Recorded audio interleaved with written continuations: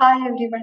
ഇന്ന് നമ്മൾ ഡിസ്കസ് ചെയ്യാൻ പോകുന്നത് സോഷ്യോളജി ഓഫ് കിൻഷിപ്പ് എന്ന പേപ്പറിന്റെ ആദ്യത്തെ യൂണിറ്റ് ആയിട്ടുള്ള അണ്ടർസ്റ്റാൻഡിംഗ് കിൻഷിപ്പ് സ്റ്റഡീസ് ഇതിന്റെ രണ്ടാമത്തെ പാർട്ടായിരിക്കും. അപ്പൊ കഴിഞ്ഞ ക്ലാസ്സിൽ നമ്മൾ കിൻഷിപ്പ് സ്റ്റഡീസിനെ വെസ്റ്റേൺ പെർസ്പെക്റ്റീവിൽ നിന്നായിരുന്നു പഠിച്ചിരുന്നത്. അപ്പൊ ഈ ക്ലാസ്സിൽ നമ്മൾ കിൻഷിപ്പ് സിസ്റ്റത്തിനെ ഇന്ത്യൻ പെർസ്പെക്റ്റീവിൽ നിന്നായിരിക്കും പഠിക്കുന്നത്. അപ്പോ ഇന്ത്യത്തെ കിൻഷിപ്പ് സ്റ്റഡീസ് ഇന്ത്യൻ സൊസൈറ്റിത്തെ ഡൈവേഴ്സിറ്റിനെയാണ് റെപ്രസെന്റ് ചെയ്യുന്നത്. അപ്പോൾ ഒരു റീജിയനിൽ നിന്ന് മറ്റൊരു റീജിയനിലേക്ക് പോകുന്ന സമയത്ത് കിൻഷിപ്പ് ഓർഗനൈസേഷനിൽ വരുന്ന മാറ്റങ്ങള്, വേരിയേഷൻസ് എന്നിവയായിരിക്കും നമ്മളിവിടെ ഡിസ്കസ് ചെയ്യാൻ പോകുന്നത്. അപ്പൊ 1940s-ലും 1970s-ത്തെയും ഇന്ത്യൻ ആന്ത്രോപോളജിസ്റ്റിന്റെ ഒരു പ്രധാനപ്പെട്ട റിസർച്ച് ഏരിയ അല്ലെങ്കിൽ റിസർച്ച് ഫീൽഡ് ആണ് കിൻഷിപ്പ് സിസ്റ്റം. അപ്പൊ അവര് കിൻഷിപ്പ് സിസ്റ്റത്തിനെ വില്ലേജ്, അതുപോലെ തന്നെ റിലീജിയൻ, കാസ്റ്റ് തുടങ്ങിയവയുടെ ബേസിസിൽ അല്ലെങ്കിൽ കോണ്ടെക്സ്റ്റിൽ നിന്നായിരുന്നു പഠിക്കാനായി ശ്രമിച്ചത്. അപ്പോൾ അതൊരു സെപ്പറേറ്റ് സിസ്റ്റമായി പഠിച്ചിരുന്നെങ്കിൽ പോലും അത് വളരെ റെയർ ആയിരുന്നു. ഇവിടെ നമ്മൾ പ്രധാനമായിട്ടും GS Ghurye, Irrawaddy Karve, TN Madan, MN Sreenivasan എന്നിവരുടെ കോൺട്രിബ്യൂഷൻസ് ആയിരിക്കും ഡിസ്കസ് ചെയ്യാൻ പോകുന്നത്. GS ഗുരെ ഇന്ത്യൻ സോഷ്യോളജിക്ക് വളരെയധികം കോൺട്രിബ്യൂഷൻസ് നൽകിയ ഒരു വ്യക്തിയായിരുന്നു. അപ്പൊ അതുകൊണ്ട് തന്നെ നമ്മൾ അദ്ദേഹത്തിനെയാണ് ഇന്ത്യൻ സോഷ്യോളജിന്റെ പിതാവ് എന്ന് വിളിക്കുന്നത്. അപ്പൊ മറ്റ് പ്രൊമിനന്റ് ആയിട്ടുള്ള ഇന്ത്യൻ സോഷ്യോളജിസ്റ്റും, അതായത് ഇപ്പോ KM കപാഡിയ, ഇനി നമുക്ക് പഠിക്കാനുള്ള MN ശ്രീനിവാസൻ, ഐരാവതി കാർവെ, ഇവരൊക്കെ അദ്ദേഹത്തിന്റെ സ്റ്റുഡൻസ് ആയിരുന്നു. അപ്പോ അദ്ദേഹം കിൻഷിപ്പ് സിസ്റ്റത്തിനെ ഇൻഡോളജിക്കൽ പെർസ്പെക്റ്റീവിൽ നിന്നായിരുന്നു പഠിച്ചിരുന്നത്. അപ്പൊ ഇൻഡോളജിക്കൽ പെർസ്പെക്റ്റീവ് എന്ന് പറഞ്ഞാൽ എന്താണ്? ഇന്ത്യൻ സൊസൈറ്റീനെ ടെക്സ്ച്വൽ സോഴ്സിന്റെ ബേസിസിൽ പഠിക്കുക. അപ്പൊ ടെക്സ്ച്വൽ സോഴ്സ് എന്ന് പറയുമ്പോൾ എന്തൊക്കെയാണ്? വേദാസ്, മനുസ്മൃതി, അതുപോലെ തന്നെ വേരിയസ് ആയിട്ടുള്ള റിലീജിയസ് ടെക്സ്റ്റ്. അപ്പൊ ഇതിന്റെ ബേസിസിലൊക്കെ പഠിക്കുന്നതിനെയാണ് നമ്മൾ ഇൻഡോളജി എന്ന് പറയുക. അപ്പൊ അതിനെ നമ്മൾ ടെക്സ്ച്വൽ പെർസ്പെക്റ്റീവ് എന്നും വിളിക്കും. അപ്പൊ അദ്ദേഹം പറയുന്നത് നമുക്ക് എൻഡോഗമിയിലൂടെ കിൻഷിപ്പ് സിസ്റ്റത്തിനെ പ്രിസർവ് ചെയ്യാൻ പറ്റും എന്നാണ്. അപ്പൊ എൻഡോഗമി എന്ന് പറഞ്ഞാൽ എന്താണ്? ഒരു ഗ്രൂപ്പിന്റെ ഉള്ളിൽ നിന്ന് മാത്രം പാർട്ട്ണറിനെ സെലക്ട് ചെയ്യുന്ന ഒരു ഫോം ഓഫ് മാരേജിനെയാണ് നമ്മൾ എൻഡോഗമി എന്ന് പറയാം. ഇപ്പൊ കാസ്റ്റ് എൻഡോഗമി എന്ന് പറഞ്ഞാൽ എന്താണ്? ആ കാസ്റ്റിനുള്ളിൽ നിന്ന് മാത്രമേ നമുക്ക് എന്ത് ചെയ്യാൻ പറ്റുള്ളൂ? പാർട്ട്ണറിനെ സെലക്ട് ചെയ്യാൻ പറ്റുള്ളൂ, അല്ലെ? അപ്പൊ ആ ഒരു ഫോം ഓഫ് മാരേജിനെയാണ് നമ്മൾ കാസ്റ്റ് എൻഡോഗമിയിലൂടെ ഉദ്ദേശിക്കുന്നത്. അപ്പൊ അദ്ദേഹം പറയുന്നത് കിൻ ആൻഡ് കാസ്റ്റ് നെറ്റ്വർക്ക്സ് എന്ന് പറയുന്നത് എന്താണ്? ഇന്ത്യൻ സൊസൈറ്റിയിൽ മാത്രമല്ല, മറിച്ച് മറ്റ് സൊസൈറ്റികളിലും എക്സിസ്റ്റ് ചെയ്തിട്ടുണ്ടായിരുന്നു. അപ്പൊ കിൻഷിപ്പും അതുപോലെ കാസ്റ്റും പണ്ട് കാലത്ത് ഇന്ത്യത്തെ ഇന്റഗ്രേറ്റീവ് ഫ്രെയിംവർക്ക്സ് ആയിരുന്നു. അതായത് ഇവ ഇന്റഗ്രേഷന് ഹെൽപ്പ് ചെയ്തിരുന്നു എന്ന്. ഇപ്പൊ ഒരു സൊസൈറ്റിയിൽ ഇന്റഗ്രേഷൻ, അല്ലെ, ഒരു മാരേജിലൂടെ രണ്ട് ഗ്രൂപ്പ് തമ്മിൽ എന്താവുകയാണ്? ഇന്റഗ്രേഷന് നടക്കുകയാണ്, അല്ലെ? ഇതിനെയാണ് അപ്പോ അദ്ദേഹം ഇതിലൂടെ ഉദ്ദേശിക്കുന്നത്. അപ്പൊ അദ്ദേഹം പറയുന്നത് എന്താണെന്ന് വെച്ചാൽ കിൻഷിപ്പും അതുപോലെ തന്നെ കാസ്റ്റും ക്ലോസ്ലി റിലേറ്റഡ് ആണ് എന്നാണ്. GS ഗുരെ അദ്ദേഹത്തിന്റെ ബുക്കായിട്ടുള്ള family and kin in Indo European culture, ഇവിടെ അദ്ദേഹം ഇൻഡോ ആര്യൻ, ഗ്രീക്ക്, അതുപോലെ തന്നെ ലാറ്റിൻ കൾച്ചറിന്റെ ഇടയിൽ ഉപയോഗിക്കുന്ന കിൻഷിപ്പ് ടെർമിനോളജീസ്, അതുപോലെ തന്നെ അതിനോട് അസോസിയേറ്റ് ചെയ്തിട്ടുള്ള ബിഹേവിയേഴ്സ്, ഇവ തമ്മിലുള്ള ഒരു കമ്പാരിസൺ ആണ് ഈ ഒരു ബുക്കിൽ നടത്തിയിരുന്നത്. പിന്നെ അദ്ദേഹത്തിന്റെ മറ്റൊരു ബുക്കായിട്ടുള്ള ടു ബ്രാഹ്മണിക്കൽ ഇൻസ്റ്റിറ്റ്യൂഷൻ, ഇവിടെയും അദ്ദേഹം ഇൻഡോളജിക്കൽ പെർസ്പെക്റ്റീവിലൂടെ ആയിരുന്നു പഠനം നടത്തിയിട്ടുണ്ടായിരുന്നത്. അപ്പോ GS ഗുരേന്റെ സ്റ്റുഡന്റ് ആയിട്ടുള്ള KM കപാഡിയയും അദ്ദേഹത്തിന്റെ ഈ ഒരു അപ്രോച്ച്, അതായത് ഇൻഡോളജിക്കൽ അപ്രോച്ച് ഉപയോഗിച്ചായിരുന്നു KM കപാഡിയന്റെ ബുക്ക്, അതായത് കിൻഷിപ്പിലും ഈ ഒരു പഠനം നടത്തിയത്. അപ്പോ അതായത് ബ്രാഹ്മണിക്കൽ ടെക്സ്റ്റിന്റെ ബേസിസിൽ അദ്ദേഹം അവരുടെ ഇടയിലത്തെ കിൻഷിപ്പ്, മാരേജ് എന്നിവയിൽ പഠനം നടത്തി. ഐരാവതി കാർവെ. അപ്പൊ ഐരാവതി കാർവെ ഇന്ത്യത്തെ ആദ്യത്തെ ഫീമെയിൽ ആന്ത്രോപോളജിസ്റ്റ് ആയിരുന്നു. അപ്പൊ അവര് പറയുന്നത് ഒരു റീജിയനിൽ നിന്ന് ഒരു റീജിയനിലേക്ക് പോകുമ്പോൾ നമുക്ക് ഇന്ത്യയിൽ എന്ത് കാണാൻ സാധിക്കും? കിൻഷിപ്പ് സിസ്റ്റത്തിന്റെ അകത്ത് ഉള്ള വേരിയേഷൻസ്, ചേഞ്ചസ് കാണാൻ സാധിക്കുന്നതാണ്. അപ്പൊ അതുകൊണ്ട് തന്നെ ഇന്ത്യത്തെ കിൻഷിപ്പ് പാറ്റേൺ യൂണിഫോം അല്ല എന്നാണ് അവർ പറയുന്നത്. അപ്പോ ഐരാവതി കാർവെ ഒരു ഇൻഡോളജിസ്റ്റ് ആയിരുന്നു. അപ്പൊ അവരുടെ ബുക്കായിട്ടുള്ള കിൻഷിപ്പ് ഓർഗനൈസേഷൻ ഇൻ ഇന്ത്യ, ഇവിടെ അവര് ഇന്ത്യത്തെ കിൻഷിപ്പിന് ലാംഗ്വേജിന്റെ ബേസിസിൽ 4 സോൺ ആയിട്ട് തിരിക്കുന്നുണ്ട്.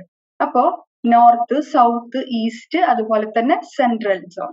അപ്പോ നമ്മളൊക്കെ ഈ സൗത്ത് സോണിലാണ് പെടുന്നത്.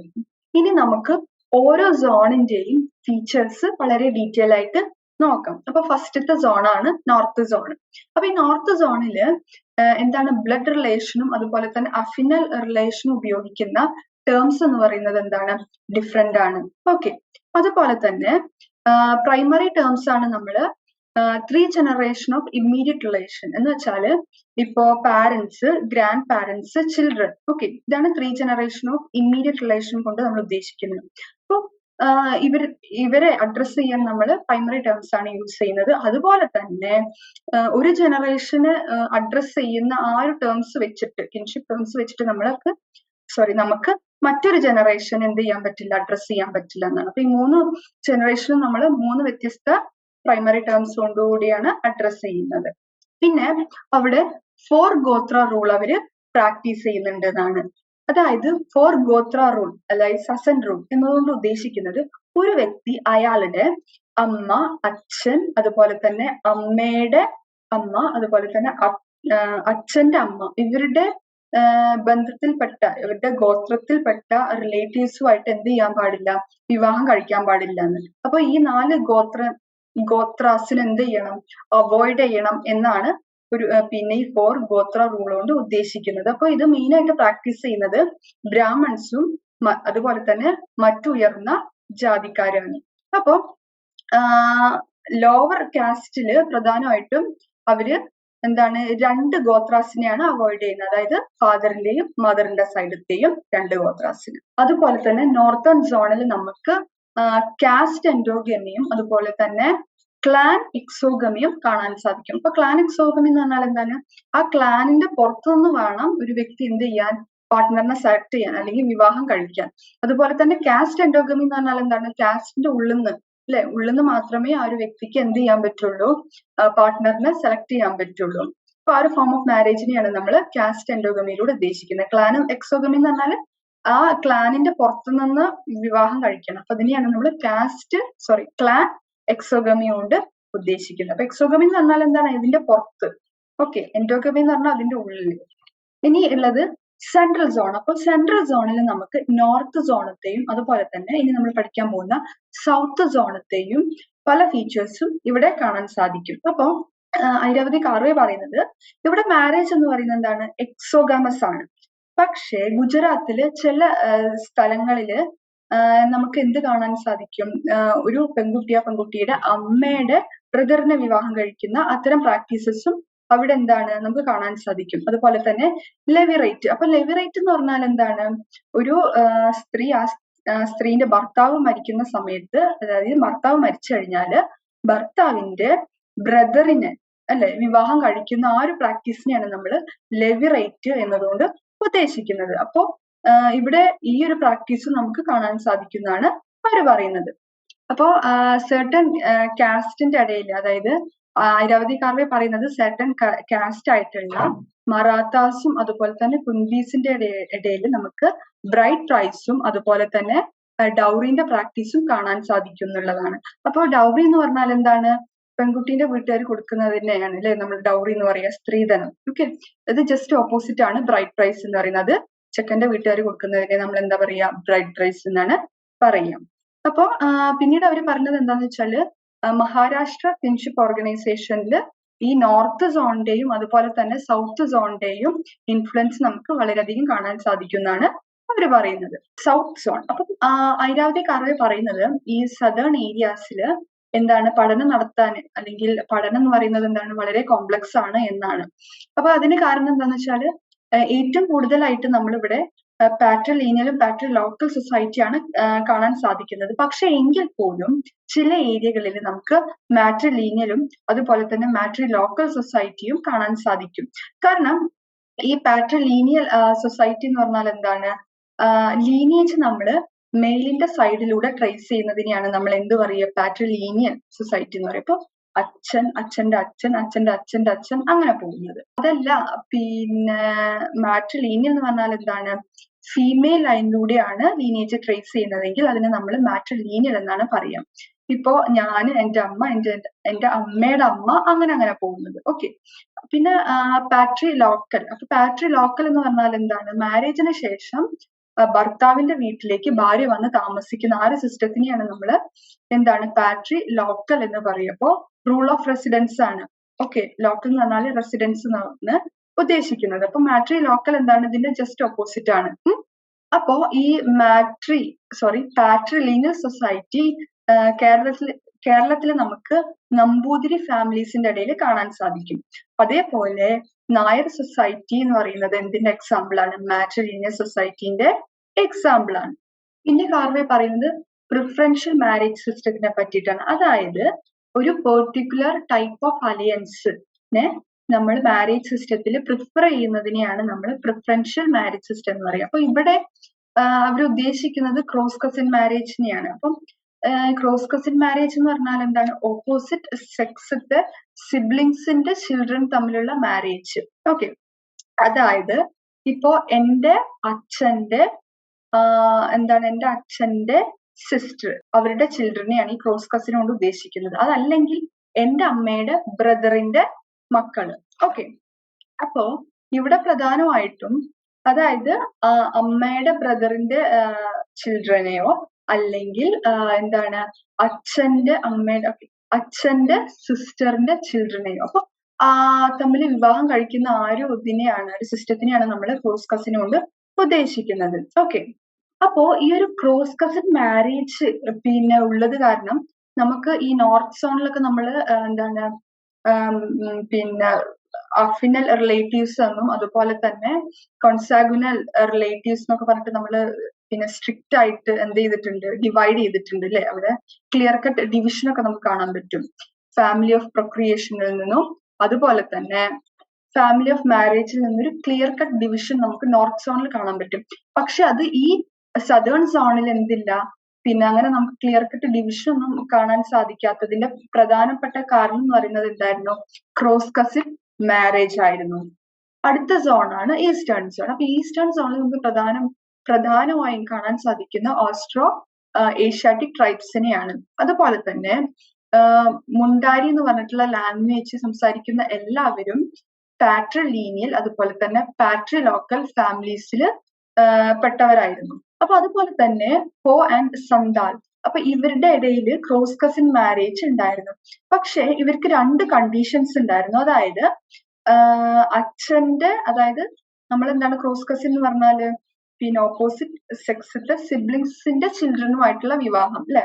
അതായത് ഇപ്പൊ എന്റെ അച്ഛന്റെ സിസ്റ്ററിന്റെ മകൻ അല്ലെങ്കിൽ അമ്മയുടെ ബ്രദറിന്റെ മകൻ, അപ്പൊ ഇവരുമായിട്ടുള്ള വിവാഹം ഇതിലേതെങ്കിലും അല്ലെ നടക്കുന്നതിനെയാണ് നമ്മൾ ക്രോസ് കസിൻ മാരേജ് എന്ന് പറയുക. അപ്പൊ ഇവരുടെ ഇടയിൽ പിന്നെ ക്രോസ് കസിൻ മാരേജ് ഉണ്ടെങ്കിൽ പോലും ഇതിന് 2 കണ്ടീഷൻസ് അവർ പറയുന്നുണ്ട്.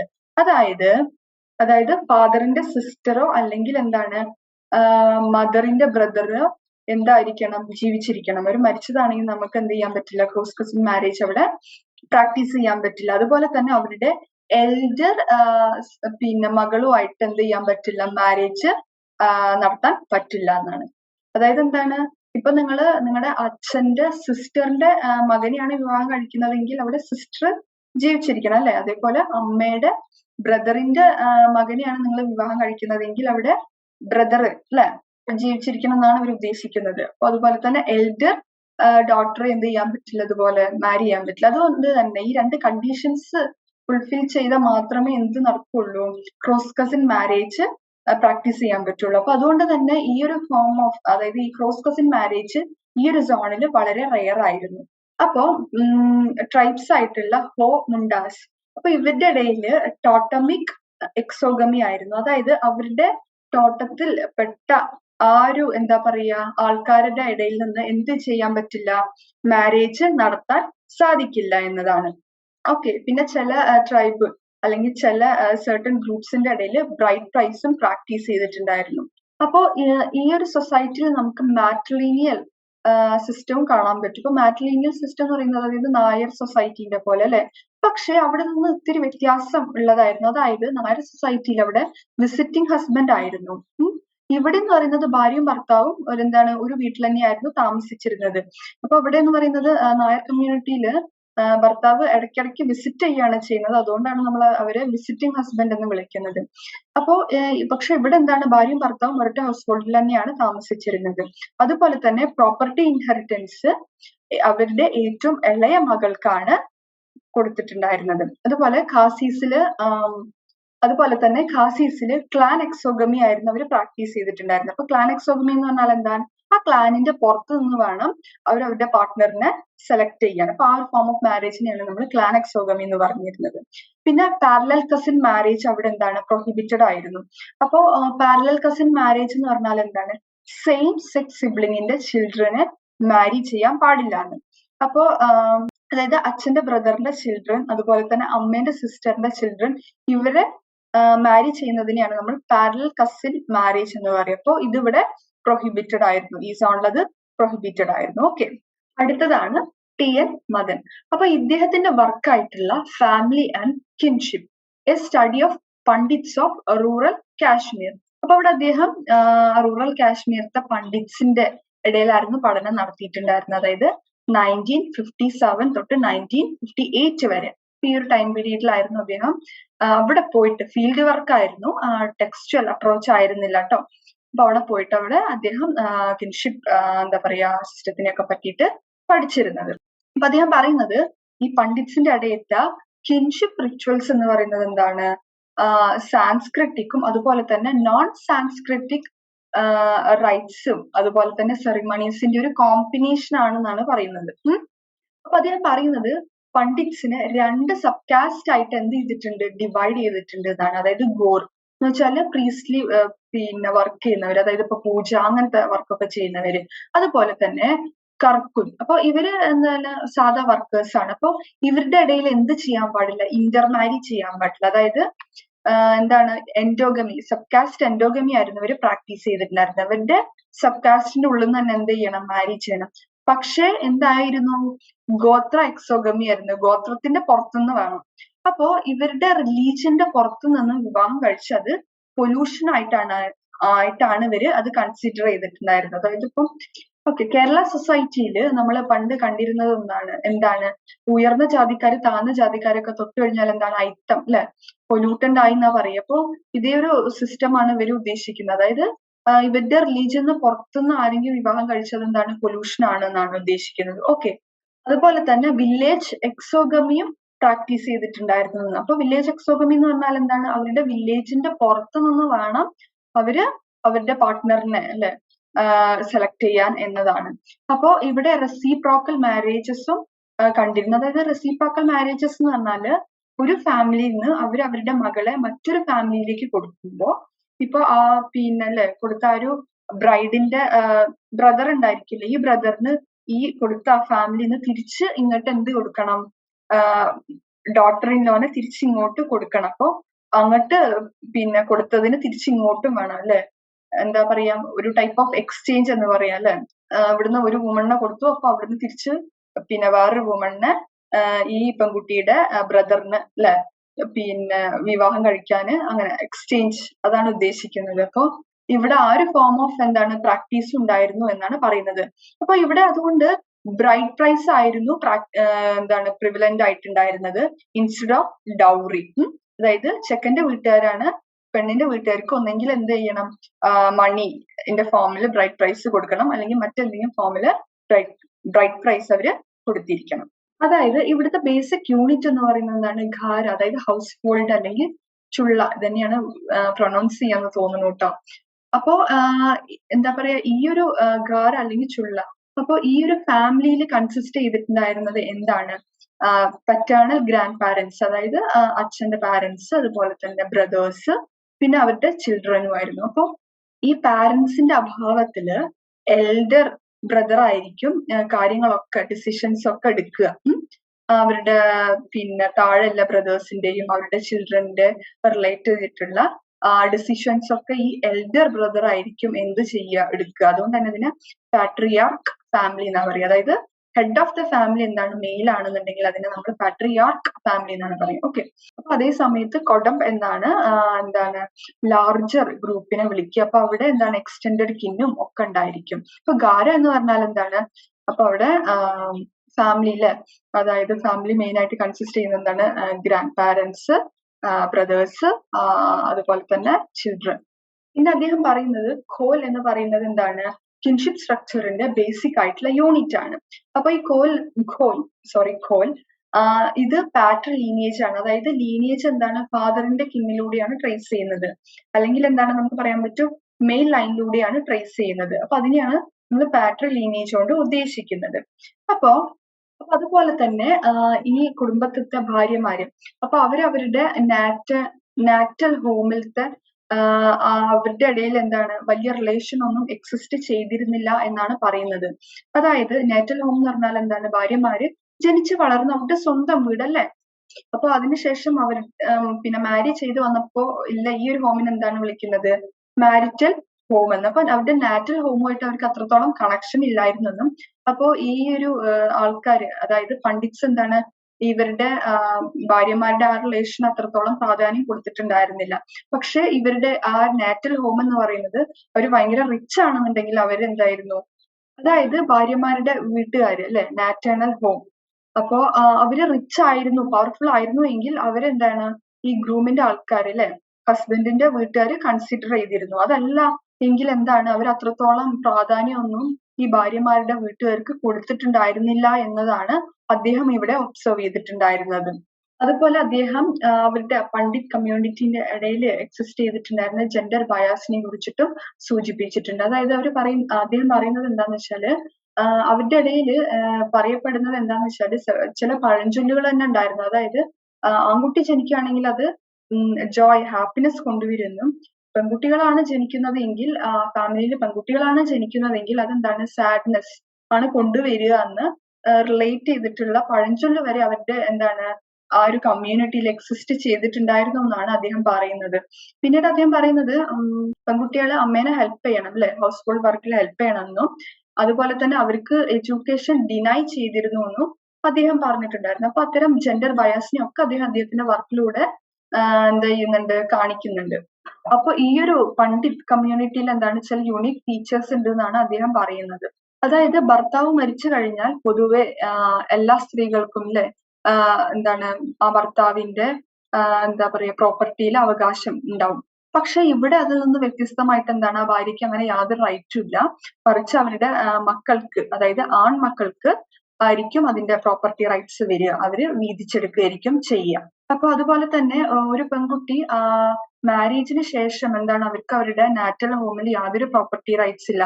ആ പെൺകുട്ടീന്റെ കുട്ടികൾക്കോ എന്തുണ്ടായിരിക്കില്ല, മാരേജിന് ശേഷം അവരവരുടെ മാരിറ്റൽ ഹോമിലേക്ക് പോയി കഴിഞ്ഞാൽ അവരുടെ നാറ്റൽ ഹോമിലത്തെ പ്രോപ്പർട്ടി റൈറ്റ്സ് ഒന്നും ക്ലെയിം ചെയ്യാൻ പറ്റില്ല. ആ പെൺകുട്ടിക്കോ ആ പെൺകുട്ടീന്റെ മക്കൾക്കോ എന്ത് ചെയ്യാൻ പറ്റില്ല, അവരുടെ പ്രോപ്പർട്ടി റൈറ്റ്സ് ഒന്നും ക്ലെയിം ചെയ്യാൻ പറ്റില്ല. പക്ഷെ മാരേജ് ഫെയിലിയർ അല്ലെ ഡിവോഴ്സോ അല്ലെങ്കിൽ വിഡോഹുഡോ കാരണം അവർ തിരിച്ചവരുടെ നാറ്റൽ ഹോമിലേക്ക് വരികയാണെങ്കിൽ എന്താണ് അവർക്ക് അവരുടെ പ്രോപ്പർട്ടി റൈറ്റ്സ് കിട്ടും എന്നുള്ളതാണ്. അപ്പൊ പൊതുവെ എല്ലാ സൊസൈറ്റിയിലും അമ്മാവന്മാർക്കൊക്കെ ഭയങ്കര അധികം റോളാണ് ഉള്ളത് അല്ലെ, അതായത് അമ്മയുടെ ബ്രദറിന്. പക്ഷെ ഇവിടെ അമ്മയുടെ ബ്രദറിനല്ല, മറിച്ച് അച്ഛന്റെ സിസ്റ്ററിനാണ് എന്താണ് പിന്നെ വളരെ ഇമ്പോർട്ടൻസ് കൊടുക്കുന്നത്. അപ്പൊ ചില സെറമണീസിലൊക്കെ അവർക്ക് എന്താണ് പ്രധാനപ്പെട്ട പല റോൾസും ഉണ്ട് എന്നുള്ളതാണ്. അപ്പോ ടി.എൻ. മദൻ പറയുന്നത് എന്താന്ന് വെച്ചാല് നമുക്കൊരു ക്ലിയർ കട്ട് ഡിഫറൻസ് അല്ലെങ്കിൽ ഡിഫറൻസ് കാണാൻ പറ്റും എന്നുള്ളതാണ്. അതായത് ഫാമിലി ഓഫ് ഓറിയന്റേഷനും ജനിച്ചു വളർന്ന ഫാമിലി അതാണ് ഫാമിലി ഓഫ് ഓറിയന്റേഷൻ. അതുപോലെ തന്നെ ഫാമിലി ഓഫ് പ്രൊക്രിയേഷൻ മാരേജിന് ശേഷം ഫോം ചെയ്യുന്ന ഒരു ഫാമിലി. അപ്പൊ ഇതിന്റെ ഒരു രണ്ട് ക്ലിയർ കട്ട് ഡിവിഷൻ നമുക്ക് കാണാൻ പറ്റും എന്നുള്ളതാണ്. അപ്പോ ഇതിന് കാരണം എന്താണ്, ഒരു പെൺകുട്ടി ജനിച്ചു വളർന്ന ആ ഒരു ഫാമിലിനെ നമുക്ക് ഫാമിലി ഓഫ് ഓറിയന്റേഷൻ എന്നും മാരേജ് ചെയ്തതിന് ശേഷം ഉള്ള ആ ഒരു ഫാമിലിനെ നമുക്ക് ഫാമിലി ഓഫ് പ്രൊക്രിയേഷൻ എന്നും പറയാൻ പറ്റും. അപ്പം ഈ രണ്ട് ഫാമിലിന്റെ ആ ഒരു ക്ലിയർ കട്ട് ഡിവിഷൻ കാണുന്നു എന്നാണ് അദ്ദേഹം പറയുന്നത്. ഇതിന് കാരണം എന്താന്ന് വെച്ചാല് മാരേജിന് ശേഷം എന്താണ് ഹസ്ബൻഡ് എന്ന് പറയുന്നത് അവരുടെ ഇതൊന്ന് കട്ടേനെ. അപ്പൊ മാരേജിന് ശേഷം ഹസ്ബൻഡിന് അവരുടെ വൈഫിന്റെ വീട്ടില് ലീഗലോ അതേപോലെ റിച്വലിസ്റ്റിക് ആയിട്ട് യാതൊരു റൈറ്റ്സും ഇല്ല. അവര് വെറും എന്താണ് ഹസ്ബൻഡ് വെറും എന്താണ് ഗസ്റ്റ് മാത്രമാണ് എന്നാണ് അദ്ദേഹം പറയുന്നത്. അപ്പൊ അങ്ങനെ അദ്ദേഹം വളരെ ബ്യൂട്ടിഫുൾ ആയിട്ടാണ് ഈ പണ്ഡിറ്റ് കമ്മ്യൂണിറ്റിന്റെ ഇടയിൽ കിൻഷിപ്പ് സ്റ്റഡീസിനെ പറ്റിയിട്ട് പഠിച്ചിട്ടുണ്ടായിരുന്നത്. അപ്പൊ അടുത്തത് എം.എൻ. ശ്രീനിവാസൻ. അപ്പൊ എം.എൻ. ശ്രീനിവാസൻ ഒരു ഇൻറ്റോളജിസ്റ്റ് ആയിരുന്നില്ല, മറിച്ച് അദ്ദേഹം ഇന്ത്യൻ സൊസൈറ്റിനെ ഫീൽഡ് വർക്കിലൂടെയായിരുന്നു പഠിച്ചിട്ടുണ്ടായിരുന്നത്. അതായത് അവിടെ പോയിട്ട് ആ സൊസൈറ്റിനെ പറ്റിയിട്ട് അല്ലെ അവിടെ നിന്ന് പഠിക്കുന്ന ആ ഒരു ഇതിനെയാണ് നമ്മൾ ഫീൽഡ് വർക്ക് എന്ന് പറയുക. അപ്പൊ അദ്ദേഹത്തിന്റെ എം.എ. thesis ആയിട്ടുള്ള marriage and family among Kannada caste in Mysore. അപ്പൊ ഇതിൽ അദ്ദേഹം കിൻഷിപ്പ് ടെർമിനോളജീസ് അതേപോലെ കിൻഷിപ്പ് സിസ്റ്റത്തിനെ മാത്രമല്ല പഠിച്ചിട്ടുണ്ടായിരുന്നത്, മറിച്ച് ഫാമിലി സ്ട്രക്ചർ അതുപോലെ തന്നെ മാരേജ് പ്രാക്ടീസ് ഇതിനെയൊക്കെ പറ്റി വളരെ ഡീറ്റെയിൽ ആയിട്ട് ഇതില് പഠിച്ചിട്ടുണ്ടായിരുന്നു. പിന്നെ അതുപോലെ തന്നെ അദ്ദേഹത്തിന്റെ ഫീൽഡ് വർക്കിനെ ബേസ് ചെയ്തിട്ടുള്ള മറ്റൊരു വർക്കാണ് റിലീജിയൻ ആൻഡ് സൊസൈറ്റി അമംഗ് കൂർഗ്സ്, അതായത് കൊടക് അല്ലെ. അപ്പോ ഇവിടെ അദ്ദേഹം പറയുന്നത് എന്താന്ന് വെച്ചാല് ഇവരുടെ ഇടയിലത്തെ അതായത് ഈ കൂർഗ്സ് അവരുടെ ഇടയിലത്തെ എന്താണ് മാരേജ്, ബിലീഫ്സ്, ഫാമിലി സ്ട്രക്ചർ അതുപോലെ തന്നെ ലീനിയേജ് ഇതിനെ പറ്റിയിട്ടൊക്കെയായിരുന്നു അദ്ദേഹം പഠനം നടത്തിയിട്ടുണ്ടായിരുന്നത്. അപ്പൊ ഇവരുടെ ഇടയിൽ അദ്ദേഹം ഒബ്സർവ് ചെയ്തത് ഇവരെന്താണ് വേദിക് പ്രാക്ടീസസ് ഒന്നും ഫോളോ ചെയ്തിട്ടുണ്ടായിരുന്നില്ല എന്നും അവരുടെ ആൻസിസ്റ്ററൽ പ്രോപ്പർട്ടീനെ അവർ വളരെ സാക്രഡ് ആയിട്ടായിരുന്നു കണ്ടിരുന്നത്. അപ്പൊ ഓരോ എസ്റ്റേറ്റിലും നമുക്ക് എന്ത് കാണാൻ സാധിക്കും? ആൻസിസ്റ്ററൽ ഷ്രീൻ, അതായത് സ്മാരകം അല്ലെ, പൂർവികരുടെ സ്മാരകം അല്ലെങ്കിൽ ടെമ്പിളില് നമുക്ക് ഓരോ എസ്റ്റേറ്റിലും കാണാൻ സാധിക്കും എന്നാണ് അദ്ദേഹം പറയുന്നത്. ഈ ഒരു ഗ്രൂപ്പ് എന്ന് പറയുന്നത് പൊളിറ്റിക്കലി അതുപോലെ തന്നെ എക്കണോമിക്കലി വളരെ പവർഫുൾ ആയിട്ടുള്ള ഒരു ഗ്രൂപ്പ് ആയിരുന്നു. അതുപോലെ ഇവരുടെ ഇടയിൽ പാട്രി ലോക്കൽ അതുപോലെ തന്നെ പാട്രി ലീനിയൽ സിസ്റ്റം ആയിരുന്നു കണ്ടിരുന്നത്. പിന്നെ അവരുടെ ബേസിക് യൂണിറ്റ്, ഇപ്പൊ കൂർഗ് സൊസൈറ്റിന്റെ ബേസിക് യൂണിറ്റ് ആയിട്ട് പറയുന്നത് എന്താണ്? ഒക്കായാണ്. ഇപ്പൊ പാട്രിലീനിയലും അതുപോലെ തന്നെ പാട്രി ലോക്കൽ സിസ്റ്റം എന്താണ് ഞാൻ മുന്നേ ഡിസ്കസ് ചെയ്തുകൊണ്ടാണ് ഞാനത് പറയാത്തത് കേട്ടോ. അതായത് പാട്രി ലോക്കൽ എന്ന് പറഞ്ഞാൽ മാരേജിന് ശേഷം ഹസ്ബൻഡിൽ വീട്ടിലോട്ട് താമസം മാറുന്നതിനാണ് പാട്രി ലോക്കൽ എന്ന് പറയാ. അപ്പൊ ലീനേജ് മെയിൽ ലൈന് വഴി ട്രേസ് ചെയ്യുന്നതിനെയാണ് അല്ലെ, ലീനേജ് മെയിൽ വഴി ട്രേസ് ചെയ്യുന്നതിനെയാണ് നമ്മൾ പാട്രിലീനിയൽ എന്ന് പറയുന്നത്. അപ്പോ കൂർഗ് സൊസൈറ്റിന്റെ ബേസിക് യൂണിറ്റ് ആയിട്ട് ഒക്ക എന്നതിനെയാണ് നമ്മൾ കൂർഗ് സൊസൈറ്റിന്റെ ബേസിക് യൂണിറ്റ് ആയിട്ട് കൺസിഡർ ചെയ്യുന്നത്. അപ്പോ എം.എൻ. ശ്രീനിവാസൻ കൂർഗത്തെ ഫാമിലി സ്ട്രക്ചറിനെ കേരളത്തിലത്തെ മാട്രിലീനിയൽ നായർ ഫാമിലിയോ അതുപോലെ തന്നെ പാട്രിലീനിയൽ നമ്പൂതിരി ഫാമിലി സ്ട്രക്ചറുമായിട്ട് കമ്പയർ ചെയ്തിട്ടായിരുന്നു പഠനം നടത്തിയിട്ടുണ്ടായിരുന്നത്. അപ്പൊ അദ്ദേഹം പറയുന്നത് ഓരോ വില്ലേജിലും ഒരു ഹെഡ്മാൻ ഉണ്ട്. ഈ ഒരു പൊസിഷൻ എന്ന് പറയുന്നത് എന്താണ്? ഹെറിഡിറ്ററി ആയിരുന്നു. അതുപോലെ തന്നെ ഒരു കൗൺസിൽ ഓഫ് എൽഡേഴ്സും ഉണ്ടായിരുന്നു. അതായത് ഓരോ വില്ലേജിലും എന്താണ് ഒരു ഹെഡ്മാനും അതുപോലെ തന്നെ ഒരു കൗൺസിൽ ഓഫ് എൽഡേഴ്സും ഉണ്ടായിരുന്നു എന്നാണ് അദ്ദേഹം പറയുന്നത്. അപ്പോ ഈ ഒരു എസ്റ്റേറ്റ്, അതായത് നമുക്കറിയാം കൂർഗ് ഫാമിലി എന്ന് പറയുന്നത് എന്താണ്? അവര് പാട്രിലീനിയൽ സിസ്റ്റം ആയിരുന്നു ഫോളോ ചെയ്തിട്ടുണ്ടായിരുന്നത്. അപ്പൊ അതുകൊണ്ട് തന്നെ പ്രോപ്പർട്ടി റൈറ്റ്സ് എന്ന് പറയുന്നത് ആർക്ക് മാത്രം ഉണ്ടായിരുന്നുള്ളൂ? മെയിൽ മെമ്പേഴ്സിന് മാത്രമേ ഉണ്ടായിരുന്നുള്ളൂ. പിന്നെ അദ്ദേഹം പറയുന്നത് ഈ വരാന്ത എന്നൊക്കെ പറയുന്നത് എന്താണ്? മെന്നിന്റെ മാത്രം ഒരു ഏരിയ ആയിരുന്നു. വിമന്റെ ഏരിയ എന്ന് പറയുന്നത് എന്താണ്? കിച്ചൺ, അതുപോലെ തന്നെ ഗസ്റ്റിനെ മീറ്റ് ചെയ്യാൻ വേണ്ടിയിട്ട് ഇന്നർ റൂംസ് സെപ്പറേറ്റ് ഒക്കെ ഉണ്ടായിരുന്നു. അപ്പൊ അങ്ങനെ അവരുടെ ഇടയിലും ഒരു ഭയങ്കര ഒരു എന്താണ് ഡിവിഷൻ നമുക്കിവിടെ കാണാൻ സാധിക്കും. പിന്നെ അദ്ദേഹം പറയുന്നത് എന്താന്ന് വെച്ചാല് എന്താ പറയാ, മെൻ എന്ന് പറയുന്നത് ഹണ്ടിങ്ങില് അതുപോലെ തന്നെ ഡാൻസ് അല്ലെ ഇതിലൊക്കെ സ്കിൽഫുൾ ആയിരിക്കണം എന്നതാണ്. അപ്പൊ ഇവര് ഫെസ്റ്റിവൽസ് ഒക്കെ വരുന്ന സമയത്ത് ഇവര് ഡാൻസ് കളിക്കും. അപ്പൊ അത് ദൂരെ നിന്ന് എന്താണ് വിമൻ വാച്ച് ചെയ്യും എന്നുള്ളതാണ്. അപ്പൊ ഇങ്ങനെ അദ്ദേഹം ഈ ഒരു കൂർഗ് സൊസൈറ്റിനെ പറ്റി എന്താണ് വളരെ എന്താണ് ആഴത്തിൽ പഠിച്ചിട്ടുണ്ടായിരുന്നു. ഓക്കെ, അവര് പറയുന്നത് എന്താന്ന് വെച്ചാൽ മാരേജിന് ശേഷം എന്താ പറയാ വിമൻ എന്ന് പറയുന്നത് അവരുടെ നാറ്റല്ലേ ജനിച്ചു വളർന്ന ആ ഒക്ക എന്ന് പറയുന്ന ആ ഒരു യൂണിറ്റിത്തെ മെമ്പർ അല്ല. പിന്നെ അവരെന്താണ് അവരുടെ മാരിറ്റൽ ഹോമിലേക്ക് ഒരു മെമ്പർ ആയി മാറി എന്നുള്ളതാണ്. അപ്പം ഇവിടെയും നമുക്ക് എന്താ പറയാ ജെൻഡർ ഡിസ്ക്രിമിനേഷൻ ഒക്കെ കാണാൻ പറ്റൂലേ? നമ്മൾ നേരത്തെ പറഞ്ഞ പണ്ഡിറ്റ് സൊസൈറ്റിയിലും ഇതുപോലെ തന്നെ അല്ലെ കുറച്ച് സാമ്യമൊക്കെ നമുക്ക് കാണാൻ സാധിക്കും. ഓക്കെ, ഇനി നമ്മൾ ഡിസ്കസ് ചെയ്യാനായിട്ട് പോകുന്നത് ഒരു കാര്യം പറയാൻ മറന്നു. ഇവിടെ വിഡോ ആയി കഴിഞ്ഞു കഴിഞ്ഞാൽ അവര് എന്താണ് ലെഗറേറ്റ് പ്രാക്ടീസ് ചെയ്യും. അതായത് എന്താണ് വിഡോ അവരുടെ പിന്നെ അതായത് വിധവ അല്ലെ അവരവരുടെ മരിച്ച ആ ഭർത്താവിന്റെ ബ്രദറിന് എന്ത് ചെയ്യാൻ പറ്റും? മാരി ചെയ്യാൻ പറ്റും എന്നുള്ളതാണ്. അപ്പം ഇവിടുത്തെ ഈ ഡിസ്ക്രിമിനേഷൻ ഒക്കെ നമുക്ക് എന്താ ചെയ്യാൻ പറ്റും? ഈ പണ്ഡിറ്റ് സൊസൈറ്റിയിലും ഏകദേശം ഏറെക്കുറെ അല്ലെ ഇതേപോലത്തെ ഡിസ്ക്രിമിനേഷൻ നമുക്ക് അവിടെയും കാണാൻ സാധിക്കും എന്നുള്ളതാണ്. അപ്പൊ ഇനി നമ്മൾ ഡിസ്കസ് ചെയ്യാൻ പോകുന്നത് എന്താണ്, ജെൻഡർ ആൻഡ് കിൻഷിപ്പ് സ്റ്റഡീസ് എന്ന് പറഞ്ഞിട്ടുള്ള ഒരു ചെറിയ പോർഷൻ ആണ്. Kinship studies and gender. അപ്പോൾ ഈ അടുത്ത കാലത്ത് നമ്മൾ കിൻഷിപ്പ് സിസ്റ്റത്തിനെ പഠിക്കാനായിട്ട് കിൻഷിപ്പ് സ്റ്റഡീസിൽ പല പുതിയ പെർസ്പെക്റ്റീവ്സും യൂസ് ചെയ്തിട്ടുണ്ട്. അതായത് ഇപ്പോൾ ഫെമിനിസ്റ്റ് പെർസ്പെക്റ്റീവ്, മാർക്സിസ്റ്റ് പെർസ്പെക്റ്റീവ്, ഇതൊക്കെ അതിന് എക്സാമ്പിൾ ആണ്. അപ്പോൾ ഈ ഒരു പോർഷനിൽ നമ്മൾ പ്രധാനമായിട്ട് നോക്കാൻ പോകുന്നത് കിൻഷിപ്പ് സിസ്റ്റത്തിന്റെ അകത്ത് വിമന്റെ റോൾ എന്തായിരുന്നു, അവരുടെ സ്റ്റാറ്റസ് എന്തായിരുന്നു, എന്തൊക്കെ ഇനീക്വാളിറ്റീസ് ആണ് അവർ നേരിട്ടിരുന്നത് എന്നൊക്കെ ആയിരിക്കും. അപ്പൊ ലീല ഡ്യൂബ് അവരുടെ സ്വന്തം എക്സ്പീരിയൻസിൽ നിന്നാണ് അവര് കിൻഷിപ്പിനെയും അതുപോലെ തന്നെ ജെൻഡറിനെയും കണക്ട് ചെയ്തിട്ട് എഴുതുന്നത്. അപ്പൊ അവര് പറയുന്നത് പണ്ട് കാലത്ത് എന്ന് പറയാൻ പറ്റില്ല, ഇപ്പോഴും അങ്ങനെയൊക്കെ തന്നെയാണ് അല്ലെ, ഒരു പെൺകുട്ടീനെ എങ്ങനെയാണ് ഒരു മാരേജിലേക്കുള്ളൊരു എന്താ അല്ലെ, പിന്നെ ഇങ്ങനെ ചെയ്യണം, ഹൗസ് ഹോൾഡ് വർക്ക് അങ്ങനെ ചെയ്യണം എന്നൊക്കെ പറഞ്ഞിട്ട് ഒത്തിരി ട്രെയിൻ ചെയ്യിപ്പിച്ച ആ ഒരു കാലഘട്ടത്തിനെ കുറിച്ചിട്ടാണ് അവർ പറയുന്നത്. അപ്പൊ അവരുടെ ആ ഒരു കാലഘട്ടത്ത് സിംഗിൾ വുമൺ ഒന്നും പിന്നെന്താ ഇതുണ്ടായിരുന്നില്ല, അങ്ങനെ പ്രൊമിനന്റ് ആയിട്ടുണ്ടായിരുന്നില്ല മാരേജ് ചെയ്യാത്ത സിംഗിൾ വുമൺ ഒന്നും. പക്ഷെ എങ്കിൽ പോലും അവരുടെ പല ടീച്ചേഴ്സും എന്തായിരുന്നു, സിംഗിൾ വുമൺ ആയിരുന്നു എന്നും അവർ പറയുന്നുണ്ട്. അതോടൊപ്പം അവർ പറയുന്നത് എന്താന്ന് വെച്ചാല് ഈ വുമണിന് എഡ്യൂക്കേഷൻ കൊടുത്തിരുന്നത് തന്നെ എന്തിനാണ്, അവര് പിന്നെ എക്കണോമിക്കലി ഇൻഡിപെൻഡന്റ് ആവണം എന്നുള്ള ഒരു ഐഡിയോടല്ല, മറിച്ച് പിന്നെ ചില എന്താ പറയാ സിറ്റുവേഷനിൽ, അതായത് ഇപ്പോ വിഡോഹുഡ് ഒക്കെ വരുമ്പം അവര് സ്വയം എന്താ പറയാ എക്കണോമിക്കലി ഇൻഡിപെൻഡന്റ് ആവാൻ വേണ്ടിയിട്ട് ആ ഒരു സാഹചര്യത്തിൽ മാത്രം കേട്ടോ വേണ്ടിയിട്ടായിരുന്നു അവർക്ക് എഡ്യൂക്കേഷൻ കൊടുത്തിട്ടുണ്ടായിരുന്നത് എന്നാണ് അവര് പറയുന്നത്.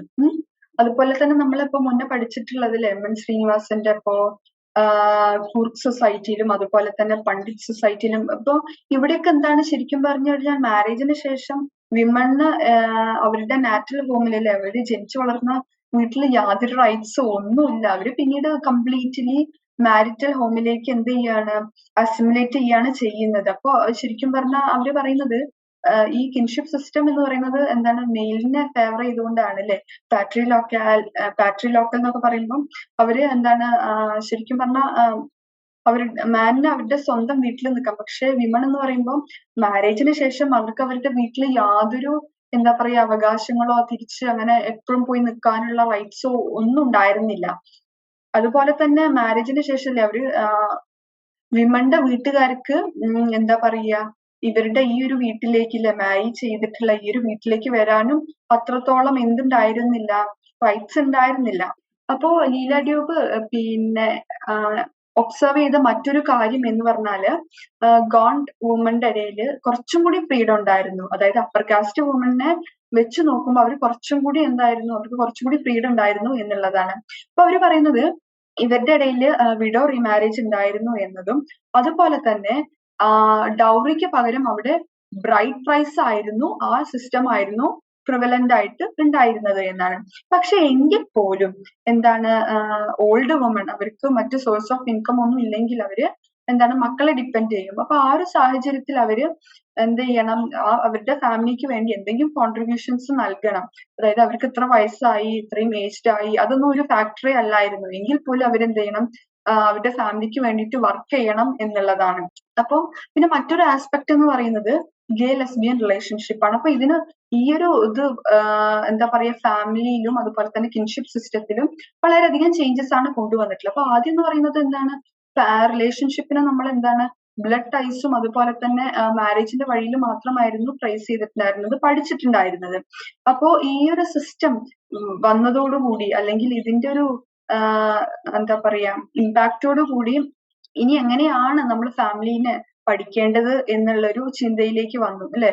നമ്മുടെ അലയൻസും അതുപോലെ തന്നെ മറ്റ് അപ്രോച്ച് ആയിട്ടുള്ള എന്താ പറയാ ഡിസെന്റ് അപ്രോച്ചിൽ നമുക്ക് എന്ത് ചെയ്യാൻ പറ്റുള്ളൂ, പിന്നെ ഈ രണ്ട് ലെസ്ബിയൻ ഗേ റിലേഷൻഷിപ്പ് പഠിക്കാൻ പറ്റില്ല. അപ്പോ പിന്നീട് വന്ന കിൻഷിപ്പ് സ്റ്റഡീസ് ഒക്കെ എന്താ പറയാ ഗേ ലെസ്ബിയൻ റിലേഷൻഷിപ്പിനെ സപ്പോർട്ട് ചെയ്തിട്ടായിരുന്നു വന്നിട്ടുണ്ടായിരുന്നത്. അപ്പോൾ ഈ ഒരു ന്യൂ കിൻഷിപ്പ് സ്റ്റഡീസ് അതുപോലെ തന്നെ ന്യൂ കിൻഷിപ്പ് സ്റ്റഡീസ് അതുപോലെ തന്നെ ന്യൂ റിലേറ്റഡ്നെസ്, ഇതൊക്കെ നമ്മൾ ന്യൂ റിലേറ്റഡ്നെസ് അല്ല റിലേറ്റഡ്നെസ്, ഓക്കെ, ഇതൊക്കെ നമ്മൾ വരുന്ന ക്ലാസ്സിൽ ഡിസ്കസ് ചെയ്യുന്നതായിരിക്കും. ഓക്കെ, ഈ ഒരു ഗേ ലെസ്ബിയൻ റിലേഷൻ വന്നതോടുകൂടി ഫാമിലിയിലും അതുപോലെ തന്നെ കിൻഷിപ്പ് സിസ്റ്റത്തിലും എന്തൊക്കെ ചേഞ്ചസ് ആണ് വന്നിട്ടുള്ളത് എന്നത്.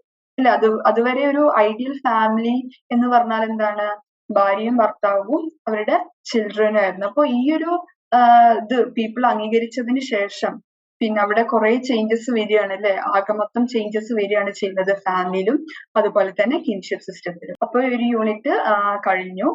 നമ്മൾ പ്രധാനമായിട്ട് ഇവിടെ ഡിസ്കസ് ചെയ്തത് കിൻഷിപ്പ് സ്റ്റഡീസ് എന്താണ് വെസ്റ്റേൺ പെർസ്പെക്റ്റീവില്, പിന്നീട് നമ്മൾ ഇന്ത്യൻ പെർസ്പെക്റ്റീവില് കിൻഷിപ്പ് സ്റ്റഡീസിനെ പറ്റി പഠിച്ചു. അതുപോലെ തന്നെ ഈ ലാസ്റ്റ് പാർട്ടിൽ നമ്മൾ പഠിച്ചത് എന്താണ്, കിൻഷിപ്പ് സിസ്റ്റത്തിനെ ജെൻഡറുമായിട്ട് അസോസിയേറ്റ് ചെയ്തിട്ടായിരുന്നു പഠിച്ചത് അല്ലെ. എന്താണ്, എന്തൊക്കെ റോൾസ് ആണ് വിമണിനുള്ളത്, സ്റ്റാറ്റസ് എന്തായിരുന്നു, അതുപോലെ തന്നെ ഗേ ലെസ്ബിയൻ റിലേഷൻഷിപ്പ് അല്ലെ, ഒരു പുതിയൊരു കോൺസെപ്റ്റ് ആണ് അല്ലെ. പിന്നെ അതോടുകൂടി നമുക്ക് നമ്മളെ ഫാമിലിയിലും കിൻഷിപ്പ് സിസ്റ്റത്തിലും എന്ത് വന്നു, മാറ്റങ്ങൾ സംഭവിച്ചു എന്നുള്ളതിനെയൊക്കെ പറ്റിയിട്ടാണ് നമ്മൾ ഇതുവരെ ഡിസ്കസ് ചെയ്തിട്ടുണ്ടായിരുന്നത്. ഇനി നമുക്ക് ഈ യൂണിറ്റിൽ നിന്ന് വന്നിട്ടുള്ള ഒരു പ്രീവിയസ് ഇയർ ക്വസ്റ്റ്യൻ ഡിസ്കസ് ചെയ്യാം. അതായത് discuss Irawati Karve's understanding of kinship in India. അപ്പൊ നമുക്ക് ഫസ്റ്റ് ജസ്റ്റ് ഒരു കുഞ്ഞ് ഇൻട്രൊഡക്ഷൻ ആയിട്ട് കിൻഷിപ്പ് എന്താന്ന് പറഞ്ഞു തുടങ്ങാം കേട്ടോ. കിൻഷിപ്പ് ഇങ്ങനെയാണ്, എന്താണ് കിൻഷിപ്പ് എന്ന് പറഞ്ഞാൽ റിലേഷൻഷിപ്പിനെയാണ് സൂചിപ്പിക്കുന്നത്. മാരേജ് വഴിയാണെന്നുണ്ടെങ്കിൽ അതിനെ നമ്മൾ അഫിനൽ എന്നും, അതല്ല ബ്ലഡ് റിലേഷൻ വഴിയാണ് ആ റിലേഷൻഷിപ്പ് ഫോം ചെയ്യുന്നതെങ്കിൽ അതിനെ നമ്മൾ എന്താണ് വിളിക്കുക, കോൺസാഗുനൽ അല്ലെ. അപ്പൊ അതിനെ പറ്റിയിട്ട് ഒരു കുഞ്ഞൊരു ഇൻട്രൊഡക്ഷൻ കൊടുത്തതിന് ശേഷം പിന്നീട് എന്താ, ഐരാവതി കാർവേ എന്ന് പറയുന്നത് ഇന്ത്യത്തെ ഫസ്റ്റ് ഫീമെയിൽ ആന്ത്രോപോളജിസ്റ്റ് ആണ്. അവരൊരു ഇൻഡോളജിസ്റ്റ് ആയിരുന്നു. അതുപോലെ തന്നെ GS ഗുരുവിന്റെ സ്റ്റുഡന്റ് ആണ് അല്ലെ.